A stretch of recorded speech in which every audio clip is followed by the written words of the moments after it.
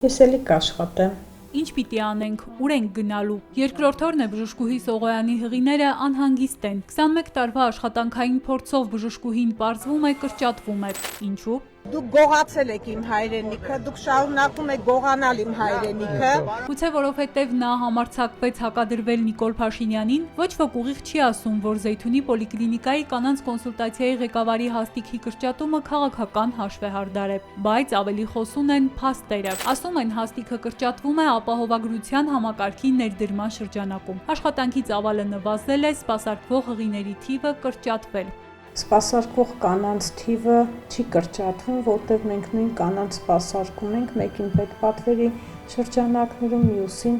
ապահովագրության շրջանակներում։ Ֆինանսավորման տարբերություններ կա, որը ոնց ենք ֆինանսավորվում։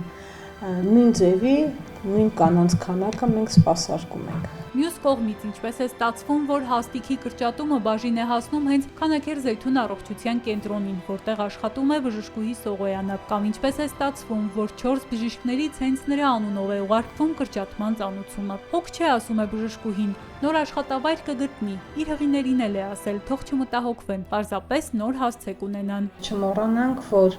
120,000 հայեր երկու օրվա մեջ ոչ միայն իրենց աշխատանքից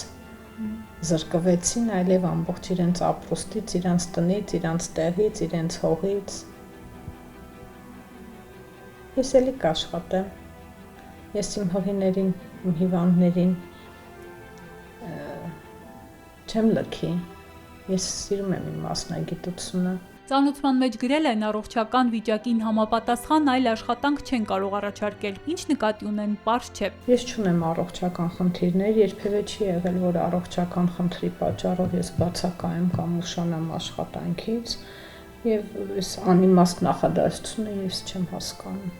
Քարոզարշավի թեժ օրերին էր բժշկուհի Արփինե Սողոյանը իրենց բակ այցելած Նիկոլ Փաշինյանին հարցրեց Արցախյան պատերազմում անհետ կորած իր եղբորը ու մյուսների մասին։ Նրա հարցերը հունից հանեցին Փաշինյանին, թեժ բանավեճ ստացվեց։ Դրանից հետո մեկ խիստ նկատողություն ստացել էր 21 տարվա մեջ առաջինը։ Թեև Տիգրան Ավինյանը նախընտրական շրջանում բացառել էր, որ քաղաքական հայացքների պատճառով բժշկուհուն կարող են հեռացնել, բայց ակնարկներ միշտ են եղել։ Իսկ իրենց որ ասածն է ճշմարտություն եղել եւ իրականությանը համապատասխան է։ Իրենք ինչ հայտարարել են, կարիք չկա հիմա թվարկել, հանրությունը արդեն հոգնել է այդ ամեն ինչից։ Ինչ ասել են, ճիշտ հակառակ գործողությունները կատարել են։ Աշխատանքի հարցը դատարանում կվիճարկի։ Իհարկե մեծ ակնկալիք չկա, բայց սա հանձնվելու պատճառ չէ, ասում է բժշկուհին։